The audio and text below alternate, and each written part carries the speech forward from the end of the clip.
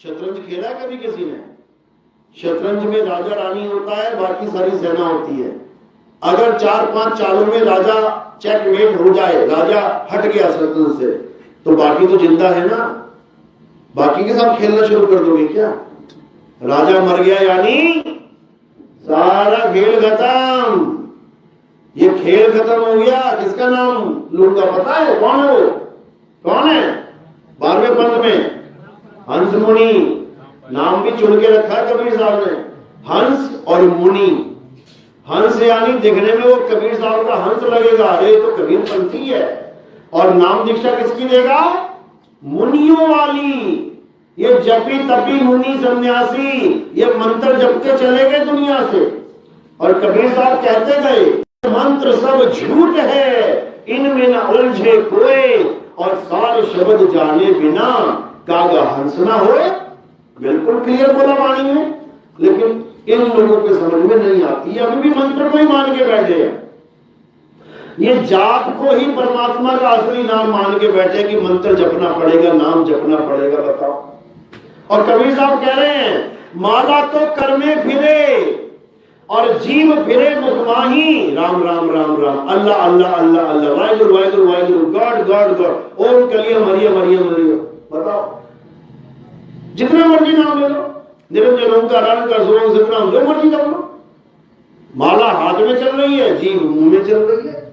अरे माला तो कर में फिरे और जीव फिरे मुख माही, मनवा दसहु दिसी फिरे, ये तो सिमरन नहीं। मना कर दिया उन्होंने।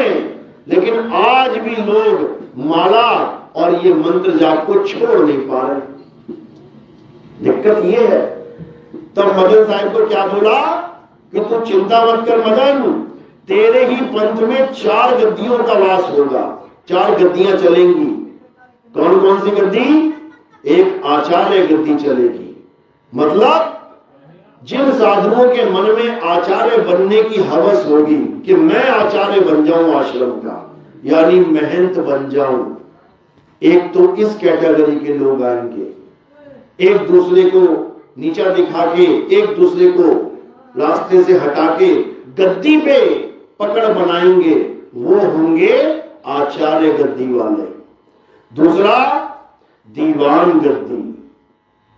दीवान गद्दी का क्या सिस्टम होगा कि आश्रम के सुख सुविधाओं में सारा ध्यान होगा, ऐसा हो जाए वैसा हो जाए, ऐसा हॉल बन जाए वैसा हॉल बन जाए।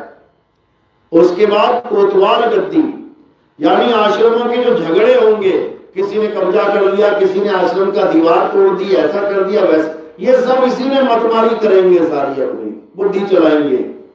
और चौथी गद्दी होगी कड़िहार गद्दी, जिसको इन तीनों से कोई मतलब ही नहीं होगा। उसका एक ही काम होगा, जागो और भागो। यानी वो केवल और केवल जीवों को पार करने का, जीवों को इस भवसागर से पार होने का रास्ता बताएंगे। उनको आश्रम से मतलब नहीं होगा कि बड़े आश्रम की गद्दी पे बैठे महान बन जाए, महंत बन जाए, बिल्कुल भी नहीं। कबीर साहब तो महंत का वैसे ही खात्मा करते हैं। लोग कबीर पंथी महंत बने बैठे हैं। कबीर साहब क्या कह रहे हैं? अरे फूटी आंख विवेक की और लखे ना संत असंत, और जिसके संग 10-20 हैं और वाह को नाम महंत। यानी जिसके साथ ज्यादा लोग जुड़ जाते हैं, कहता भैया हमें मेहनती दे दो, हम ही बैठेंगे गुरु जी बन के गद्दी पे। कबीर साहब इसके खिलाफ है। मेहनती के कबीर साहब हमेशा खिलाफ है। तो मदन को यही बोला गया कि तेरी गद्दी में जब चौथी गद्दी पे अवतार होगा, ज्ञान अवतार, बोला चौथी गद्दी होई अवतारा, ताका चरित्र विदित संसारा, हम उनके सिर बैठ आई और वासे पार कोई नहीं पाई। चौथी गद्दी हुई अवतारा और डंका बाजी सब संसारा। ये तबका लिखा हुआ है जब मदन साहब को कबीर साहब मिले थे, लगभग सन 1900 में, 1900। आज क्या चल रहा है? 2025। 125 साल पहले मदन साहब को कबीर साहब मिले थे। और ये उनका कौन सा ग्रंथ है? ग्रंथ का नाम है अभिनंदन ग्रंथ। ये बड़ैया गद्दी वालों ने छापा था, लेकिन दुख के साथ कहना पड़ रहा है कि आज जो लोग बड़ैया में बैठे हुए हैं ये इस ग्रंथ को सत्य मानते ही नहीं है। बताओ, एकमात्र ग्रंथ है जो कबीर साहब और मदन साहब की वार्ता छाप के बैठा हुआ है। बोलेंगे सब कि मदन साहब को कबीर साहब मिले थे। अगर तुम इस ग्रंथ को हटा दो, तुम प्रमाणित करके दिखाओगे कैसे मिले थे, कौन सा ग्रंथ है। इतना बुरा हाल हो चुका है इस गद्दी का। अपने ही ग्रंथों, अपने ही संतों के द्वारा छापे हुए ग्रंथों को सत्य नहीं मान रहे हैं। क्या बनेगा इनका?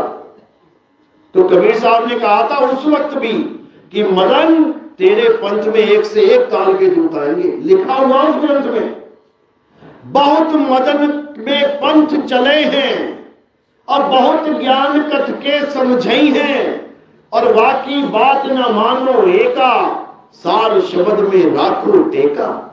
यानी उन भक्तों को पहले ही संदेशा दिया जा रहा है ग्रंथ में कि मदन पंथ में भी इतने काल के दूत घुस जाएंगे। कोई कहेगा ऐसा कर लो, ये सार शब्द है, कोई कहेगा वैसा कर लो, ये सार शब्द है। लेकिन इन्हीं के बीच में जो हमारा संदेशा लेके आएगा, कहते वो भी साथ ही होगा, और वो केवल सार शब्द की महिमा गाएगा। जो उसके साथ जुड़ जाएगा उसका बीड़ा पार हो जाएगा, नहीं तो फिर धक्के तो खाने ही है। सारे खा रहे हैं, मदन पंथ वाले भी खा लेंगे। ये सब वाणी में दर्ज है। 1982 में ये ग्रंथ छापा गया।